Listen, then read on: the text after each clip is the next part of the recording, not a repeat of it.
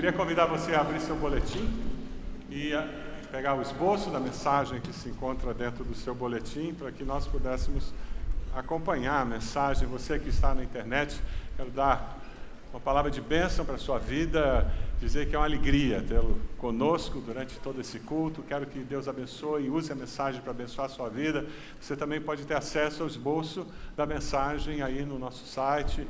Você pode acompanhar também. Que Deus abençoe sua vida. A oração de uma mãe é o tema da mensagem desta manhã.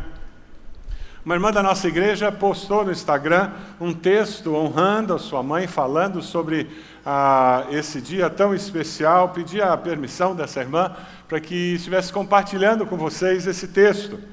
O texto é muito significativo. Ela colocou dizendo: esse mês deixei a vergonha de lado e fiz um ensaio especial em comemoração a uma das datas mais especiais e difíceis para mim. O Dia das Mães enche meu coração do lado desses dois presentes que Deus me deu, os filhos. Mas o buraco da falta da minha mãe nunca será preenchido novamente. Mesmo com eles, os filhos, me alegrando dia após dia e enlouquecendo também. A importância incalculável da minha mãe na minha vida e das marcas profundas que ela me deixou me fazem pensar muito no papel que eu exerço como mãe. Tenho sido importante criando marcas na vida deles, como as que ela deixou na minha vida? Tenho sido uma mãe intencionalmente consciente das minhas ações ou sou mandada pelos meus impulsos e reações? Tenho modelado a paz na minha casa ou me deixo levar pelo caos do dia a dia? Sou motivo de sorrisos arrancados ou deixo minha impaciência dominar? Estou celebrando as pequenas conquistas ou foco meu olhar apenas para as lutas? E, principalmente, tenho sido um agente do amor na minha casa? Escolha nesse Dia das Mães recomeçar. Sempre vai ter algo para mudar na gente. Quem sabe essa data seja aquela que vai ficar no seu coração, como o dia em que você decidiu trocar as marcas de mágoas, palavras ásperas e acusações gritadas por marcas de amor, palavras de afirmação e construção de valor. Toda mãe deixa marcas. Escolha deixar as marcas certas. Quem escreveu isso foi a nossa irmã Vivi Storck, homenageando a sua mãe, irmã Damares Storck, que faleceu de câncer alguns anos atrás. Irmã preciosa, muito amada por todos nós. Todas as mães deixam marcas nos seus filhos. Quais marcas você, mãe, está deixando nos seus filhos? Quando eles olharem para trás, para o tempo da infância, o tempo da pré-adolescência, adolescência, tempo da juventude, do que eles se lembrarão? O que ficará marcado na memória deles, na história da sua vida? Que marcas você, mãe, deixará nos seus filhos? Eu queria falar sobre uma personagem bíblica que deixou uma marca muito importante na vida do seu filho, Samuel. Ana deixou a marca da oração. Na história da vida de Samuel, na história da vida de Ana, a oração tinha um papel muito importante. Ana deixou a marca da oração. Eu queria que você abrisse lá em 1 Samuel, a partir do capítulo 1, nós vamos caminhar por vários textos desses primeiros capítulos de 1 Samuel. O primeiro deles está no 2º capítulo, versículo 1, você encontra um momento de alegria e de vitória na vida de Ana. O versículo 1 diz: então Ana orou assim: meu coração exulta no Senhor minha força é exaltada, minha boca se exalta sobre os meus inimigos, pois me alegro em tua libertação. Não há ninguém santo como o Senhor, não há outro além de ti, não há rocha alguma como nosso Deus. A que era estéril deu à luz 7 filhos. E ela continua no versículo 18, Samuel, contudo, ainda menino, ministrava perante o Senhor, vestindo uma túnica de linho. E o relato bíblico diz: todos os anos sua mãe, Ana, fazia uma pequena túnica e a levava para ele quando subia a Siló, com o marido para oferecer o sacrifício anual. Você consegue imaginar Ana, uma vez por ano ela ia até Siló para oferecer o sacrifício anual, o seu filho que estava sendo criado por Eli, o sacerdote, então ela ia encontrá-lo, uma vez por ano ela preparava aquela roupa. Ela tem que ser um pouco maior. Ano passado eu levei uma desse tamanho, quantos centímetros será que ele cresceu esse ano? Será que ele teve aquele estirão da pré-adolescência? Ou será que ele continua um pouquinho menor? Será que ele engordou? Que tamanho que eu faço essa túnica? E em oração por aquele filho, diariamente, ela ia preparando até que ela tinha aquela túnica preparada, que era o presente que ela levava para ele. Samuel realmente tinha uma mãe que se preocupava, que pensava nele durante todo o ano e tinha aquele momento de encontro anual com a sua mãe. O interessante é que você lendo essa história de Ana, Samuel, você percebe que Samuel, ele decidiu, e foi uma decisão que ele tomou, valorizar a fé transmitida pela sua mãe. Samuel foi criado no meio de 2 filhos de Eli que não amavam a Deus, não temiam a Deus e que não seguiam o Deus do seu pai. 2 filhos que se afastaram dos caminhos do seu pai. Samuel foi criado naquele ambiente, ele poderia ter se deixado influenciar por aqueles 2 homens, mas não, ele escolheu que ele honraria a fé do seu pai e da sua mãe, ele escolheu que ele honraria aquele Deus que havia respondido à oração da sua mãe. Ele decidiu valorizar a fé transmitida pela sua mãe. E você? Você tem valorizado a fé transmitida pela sua mãe? Você tem honrado a fé transmitida pela sua mãe?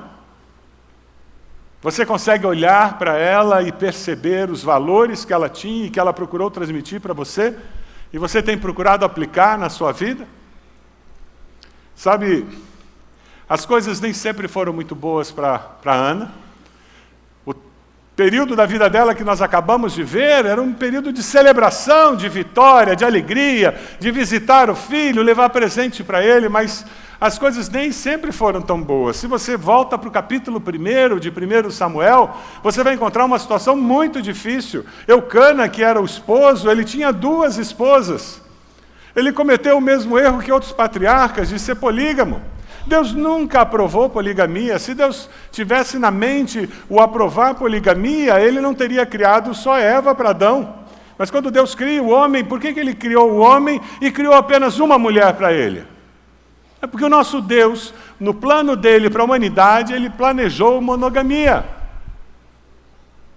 Não interessa o que esses psicólogos ou esses estudiosos da humanidade dos nossos dias, antropólogos, queiram dizer que nós fomos criados para termos várias esposas, vários relacionamentos conjugais.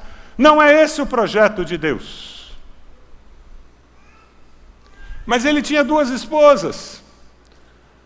E o fato de ele ter fugido do plano de Deus, original de Deus, gerou conflito entre as 2 esposas, porque Penina teve filhos e Ana não. E Penina tripudiava dela, a humilhava, ela tinha toda uma pressão cultural. A cultura da época dizia, se você não tem filhos, você é amaldiçoada por Deus. Se você não tem filhos, você tem algum problema, você não confia em Deus, você está sendo punida por Deus, tem alguma dificuldade. A frustração dela de não poder realizar aquele desejo da maternidade, mas ainda ela lutava ainda com outro problema. Eu me sinto frustrada por não poder dar alguma coisa que eu sei que o meu marido tanto quer, que é ter mais filhos.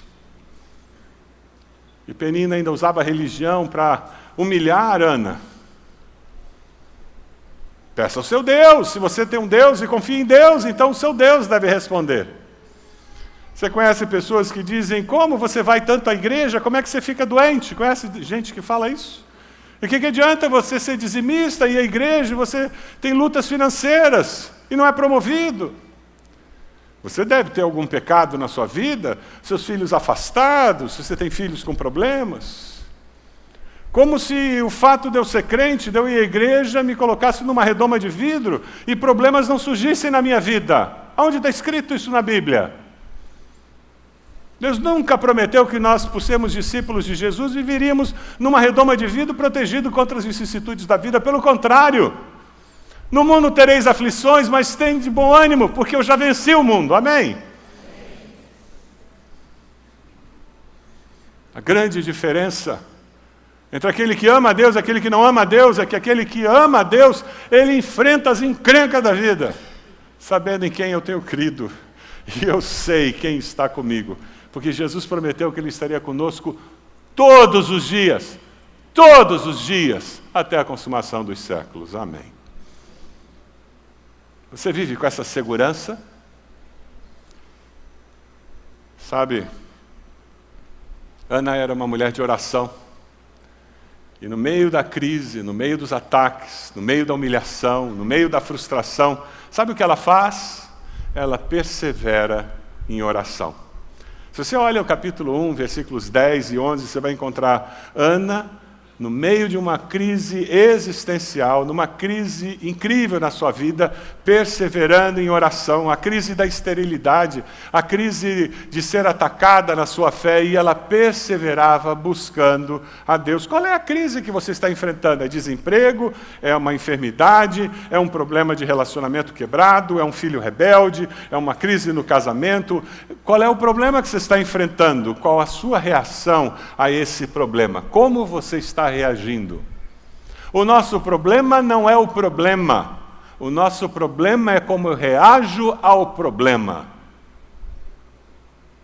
Esse é o grande segredo. Se eu tenho certeza de que Deus é amor e Deus é justiça, eu lido com as dificuldades, as incoerências da vida, os paradoxos da vida com uma postura diferente. Ao invés de perguntar por quê, eu pergunto para quê. Deus, porque eu sei que o Senhor é amor, eu sei que o Senhor é bondade, eu sei que o Senhor é misericórdia, como toda essa confusão na minha vida poderá ser usada para me tornar uma pessoa melhor? Alguém que conhece mais ao Senhor. Como é que eu posso sair do meio dessa tempestade com uma fé mais fortalecida no Senhor? A vida humana, ela é paradoxal. A maternidade é paradoxal. Nós homens nunca entenderemos a maternidade. As mulheres têm uma conexão com os filhos que nós homens nunca teremos. Por mais próximos que sejamos dos filhos, nós nunca tivemos um cordão umbilical nos ligando a eles. Nós nunca tivemos isso. Nós podemos amar nossos filhos, nós podemos ter uma relação muito boa com nossos filhos, mas será sempre uma relação externa. Nunca será uma relação intrauterina.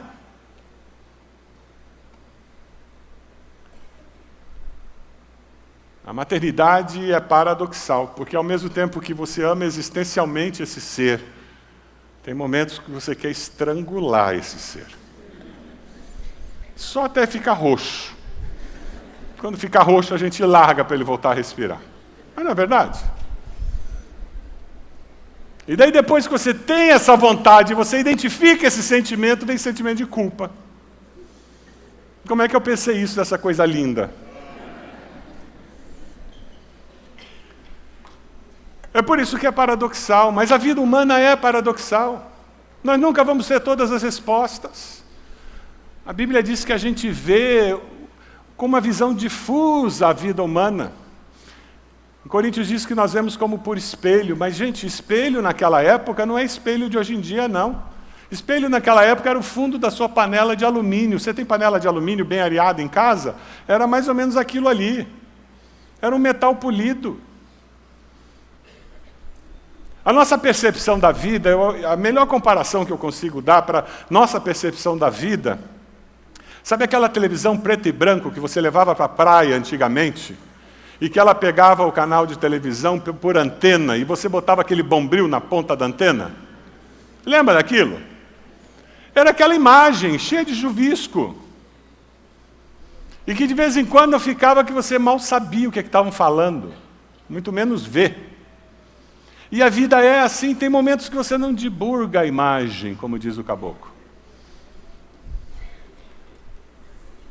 Nós vamos entender e ver com clareza quando passarmos pela morte. Que um dia nós veremos como nós somos vistos. Mas até lá, nós precisamos do Espírito Santo de Deus para nos ajudar a viver e a viver dentro dessa vida que é paradoxal e que muitas vezes não faz sentido. E quando o sofrimento vem, o que nos resta é derramar a alma diante de Deus e pedir que Deus nos ajude a fazer sentido dos pedaços da vida que estão à nossa disposição. É o que Ana faz no versículo 10, quando ela, com a alma amargurada, chorou muito e orou ao Senhor. Ela buscou a solução na pessoa certa. Ela buscou a solução em Deus. Se você busca a solução aonde? Diazepam? Medicamentos? Bebida? No shopping? Vou gastar. Muitas pessoas tentam encontrar solução para suas lutas, suas angústias, suas dificuldades, mas o único lugar onde você encontra uma solução, que é a solução de fato, é no joelho dobrado, aos pés da cruz. Porque Deus vem e traz solução existencial para a nossa alma. E foi o que aconteceu com Ana. Se você vê o versículo 11, ela começa a falar com Deus, e ao derramar a sua alma, ela diz: Senhor dos exércitos, se tu deres atenção à humilhação da tua serva, te lembrares de mim, e não te esqueceres da tua serva, mas lhe deres um filho, eu o dedicarei ao Senhor por todos os dias da sua vida, e o seu cabelo e sua barba nunca lhe serão cortados. Ela faz um voto ao Senhor, ela começa a elaborar os pensamentos dela, os desejos dela, e começa a ficar mais claro a luta, a dificuldade, o que seria uma solução, e ela começa a ver que aqueles impossíveis para ela, para Deus se tornam possíveis, porque os nossos impossíveis são possíveis com Deus. Vá até Ele. A ciência tem comprovado o valor da oração nos nossos dias, o potencial terapêutico que a oração tem dentro de UTI, nas camas do hospital. Porque conforme você vai orando, a tua mente vai se organizando, os batimentos cardíacos são reduzidos. O salmista diz: aquietai-vos e sabei que eu sou Deus. O apóstolo diz: lança sobre ele toda a vossa ansiedade, porque ele cuida de você. Como você tem enfrentado as lutas da vida? Cuidando da ansiedade, mantendo o coração ansioso, ou você tem ido até Deus derramando, como Ana fez, a ansiedade do seu coração na presença de Deus, e dizendo: Deus, eu preciso do Senhor. O caminho para nos encontrarmos com Deus é o reconhecer da nossa necessidade. É arrepender-se dos seus pecados e dizer: eu preciso do teu perdão, eu preciso do teu cuidado. Toma a minha vida em tuas mãos, faz alguma coisa com ela. A oração de Ana é a oração de alguém que derrama a sua alma diante de Deus. Quando você lê a partir do versículo 12 desse texto, você vai encontrar que ela continuava a orar diante do Senhor. Ana orava silenciosamente. Ela estava derramando a sua alma diante do Senhor. Eu estou orando aqui agora por causa da minha grande angústia e tristeza. Ela busca a Deus, ela derrama o seu coração diante de Deus e ela espera uma resposta de Deus. Quando você ora, você espera uma resposta de Deus? Já aconteceu de Deus não responder sua oração? Quantos aqui têm orações que fizeram que ainda não tiveram uma resposta? Levanta a mão. Que bom, eu não estou sozinho. Eu não sou o único. Agora tem que ser sincero, hein? Quantos aqui desistiram de orar por alguma coisa porque a resposta não veio? Levanta a mão. Que bom, eu não estou sozinho. Sabe qual é o problema da gente desistir de orar por alguma coisa? Deus pode estar dizendo para você: espere, e você desistiu. Porque Deus sempre responde às nossas orações. Deus diz sim, não e espere. Como nós fazemos com nossos filhos. Por exemplo, você tem uma criança de 5 anos, e ela pediu um celular com internet. Você dá? Se você deu, por favor, tire. É uma irresponsabilidade dar para uma criança de 5 anos um celular. E você não está dando porque você gosta do filho, não. Você está dando porque você gosta de você. Porque você deve ser ansioso e você quer poder ligar a qualquer momento para saber onde ele está. Mas você não está fazendo bem para o seu filho, não. Você está expondo o seu filho a um mundo que ele não está preparado para ser exposto. Aí a criança pede um brinquedo e você diz, não, você não está pronto para isso ainda não. Espera. Daqui a um tempo você pode ter esse brinquedo. Não é assim que a gente faz. Se com os filhos a gente faz isso, por que Deus não faz conosco? A mesma coisa. O problema é que quando a gente para de orar por alguma coisa, sabe o que é? É que a resposta de Deus veio, e porque eu parei de orar, eu não estou antenado naquele assunto. Aí eu não percebo a resposta de Deus. Aí Deus tem que levantar uma outra pessoa para agir naquela resposta, porque você não está nem aí. Você perde a bênção de ver a resposta, e você perde a oportunidade de ser usado por Deus naquela resposta. O perseverar em oração é uma característica. Talvez quando Deus falou para você espere, talvez você não ore com tanta frequência, mas aí é onde um caderno de oração ajuda. Porque periodicamente você está voltando para aquele Deus, e esse assunto continua em cima da prateleira? Continua esperando Deus? Ter um caderno de oração é existencial para um discípulo. Porque nos ajuda na vida de oração a perceber as respostas de Deus. E quando Deus diz não, por favor, mude de assunto. Não é isso que acontece com você, com o seu filho? Não, você não vai na casa do teu amiguinho. Ele vai, brinca um pouquinho mais, volta. Mas pai, eu posso ir na casa do Paulinho? Eu já falei que não. Ele vai, dá mais uma volta de bicicleta, volta e pergunta o quê? Mas pai, eu queria tanto ir na casa do Paulinho. O que você faz? Eu vou botar você de castigo se você perguntar mais uma vez. Não é assim que a gente fala? Eu já disse não. É para o teu bem que eu falei não. Sabe, a vida de oração, ela é tão simples que uma criança consegue ter. Mas ela é tão profunda que mesmo nós, adultos, com anos de caminhada com Deus, não conseguimos esgotar o tema e compreender todas as suas dimensões. Esse texto é muito conhecido de todos nós. Talvez alguns aqui conheçam. Vamos ler todos juntos? Clame a mim, e eu responderei, e lhe direi coisas grandiosas e insondáveis que você não conhece. Talvez você conheça a versão mais antiga. Clame a mim e responder-te-ei. Lembra? E anunciar-te-ei, e a coisa vai. Ana pediu e Deus respondeu. E a resposta de Deus foi sim, não ou espere? Foi sim, Deus respondeu na lata. Ela foi para casa e engravidou. Ele disse, vá em paz, o Deus de Israel lhe conceda o que você pediu. Ana engravidou, no devido tempo deu à luz um filho, deu o nome, eu pedi ao Senhor, Samuel. Samuel foi criado por Eli. Ana recebeu a resposta, que durante anos ela tinha pedido a Deus. Você imagina se aquele ano ela fosse orar e dissesse, sabe o que mais, Deus? Cansei, não vale a pena, não vou mais. Não vou mais orar para o Senhor não me ouve, eu estou só ouvindo a asneira aqui da Penina, cansei. E daí?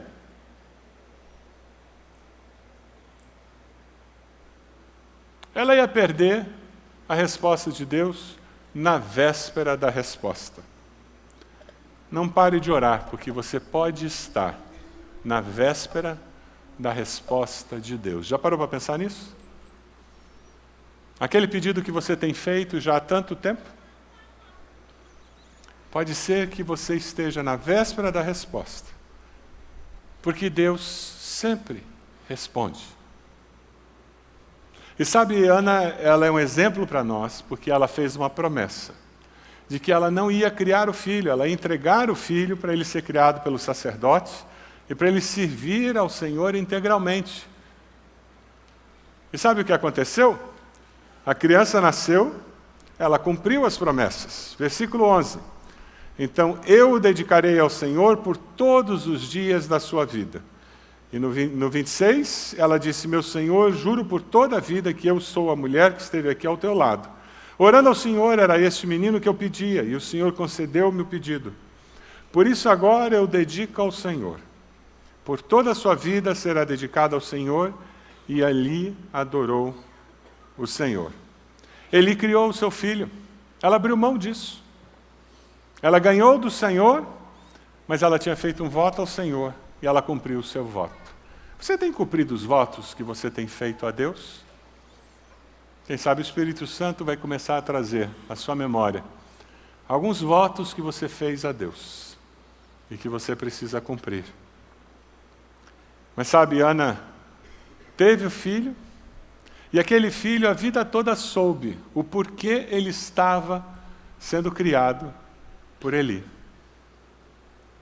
Porque a sua mãe tinha orado, tinha feito um voto a Deus, marca de oração, marca de fidelidade a Deus, marca de obediência a Deus, marcas que essa mulher deixou na vida daquele filho. Samuel vem a transformar-se num dos maiores profetas da história de Israel, conselheiro de reis, um homem que impactou a história do povo de Deus como poucas pessoas impactou. E aquela mãe foi responsável por impactar a vida do seu filho. Nós somos desafiados a impactar nossos filhos, deixar marcas de amor nas suas vidas. Se você é pai e está sentado aí dizendo, hoje é dia das mães, então o negócio é com elas, né? Por favor, pega a carapuça e enfie na cabeça. Ou você acha que você não tem que impactar a vida dos seus filhos também? O plano de Deus é que você e sua esposa impactem a vida dos seus filhos. Esse é o projeto de Deus. O Pão Diário tem uma história muito interessante sobre Susanna Wesley. Susanna Wesley é a mãe de John Wesley, um grande avivalista inglês. Ela foi uma mãe atarefada de 19 filhos. Você consegue se imaginar sendo mãe de 19 filhos? Eu vou até tomar água. Imagine a sua casa com 19 filhos. Consegue imaginar 19 pratos para você colocar comida? Consegue imaginar lavando roupa de 19 crianças? O bom de tanto filho assim é que eles acabam cuidando dos irmãos, né? O pessoal que vem de família grande sempre diz isso, que os mais velhos acabam cuidando dos mais novos. Mas os historiadores que contam a história de Wesley, eles dizem que a mãe tinha um código com as crianças. Quando ela sentava na cadeira da cozinha e colocava um pano na cabeça, ninguém gritava, ninguém fazia barulho e ninguém falava com a mãe. Sabe por quê? Eles sabiam que a mãe estava orando. A casa ficava um silêncio. E ela orava aproximadamente 1 hora por cada um dos filhos durante a semana. É o que o relato histórico fala.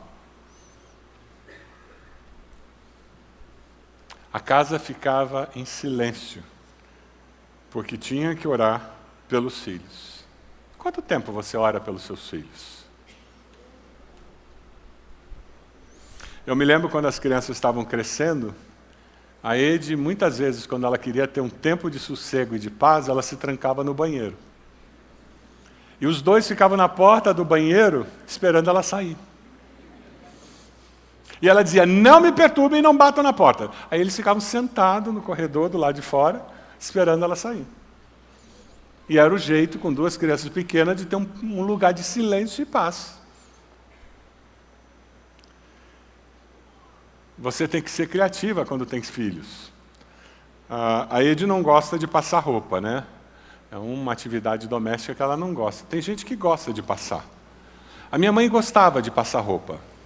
Então esse era um presente que ela dava para a Ede toda vez que ela chegava em casa e via que tinha roupa para passar. Não era sacrifício, ela amava passar roupa. Ela já pegava a tábua de passar e saía passando. Mas a Ed, eu me lembro, eu não sei se ela viu num livro, se ela ouviu em alguma palestra, um dia ela chegou e disse, resolvi meu problema com passar roupa. Eu agora vou transformar meu tempo passar roupa em um período de oração. E ela começou a fazer isso. E ela disse que se tornou um fardo mais leve para ela. Enquanto ela passava a roupa, ela orava pelo dono da peça de roupa que ela estava passando. São formas de você aproveitar e transformar uma tarefa que você não gosta em algo mais leve. Quando as crianças estavam em casa, menores, quantas vezes, elas dormindo já, nós dois íamos até o quarto delas, nos ajoelhávamos ao lado da cama e impunhamos as mãos sobre elas e orávamos por elas. Orávamos pela escola, pela professora, pelos amigos da escola. Orávamos pelo futuro esposo, pela futura esposa. Nós não sabíamos com quem eles iam casar. Eram crianças ainda, mas Deus sabia.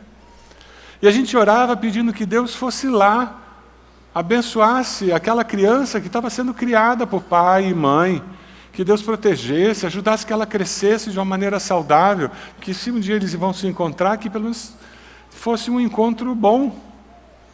Fossem crianças que fossem abençoadas por Deus. E você pode fazer isso. Você pode fazer isso pelos seus netos. Nós oramos já pelas pessoas com quem os nossos netos vão casar. Eu não sei quem são. Deus sabe todas as coisas. Deus sabe as decisões que eles vão tomar.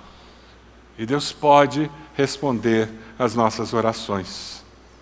A questão é se você tem um compromisso de orar e interceder pelos seus filhos. Orar por eles e orar com eles, para que eles tenham uma experiência de, com você, ver que a fé funciona, que a fé cristã é prática, que eles podem crer no mesmo Deus que você crê, e ver que é gostoso seguir a Jesus como Senhor e Salvador. Antes de eu falar com os filhos, deixa eu falar com você que é mãe, de uma forma muito especial. Eu queria fazer algumas perguntas e colocar alguns desafios para você.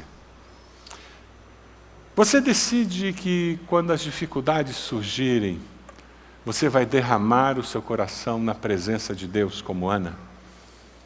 E esperar a resposta certa que virá do Senhor? Amém? Você decide perseverar confiando em Deus, mesmo quando a vida for paradoxal, quando a vida não tiver respostas fáceis. Amém? Você decide crer que o Deus fará com que o impossível se torne possível. Você decide crer. Sua família precisa disso. De uma mãe que creia que Deus torna o impossível possível. Você decide cumprir seus votos a Deus, todos os que você fez e fará. Se você decide ser esse tipo de mãe, eu quero convidar você a colocar-se de joelhos, onde você está. E dessa maneira dizer, Deus, a minha postura é de uma mãe que se compromete com o Senhor.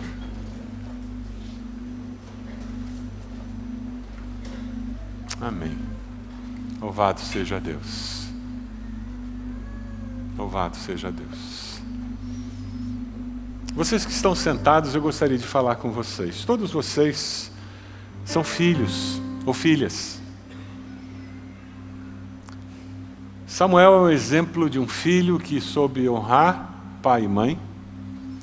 Um filho que soube valorizar a fé transmitida pelos pais.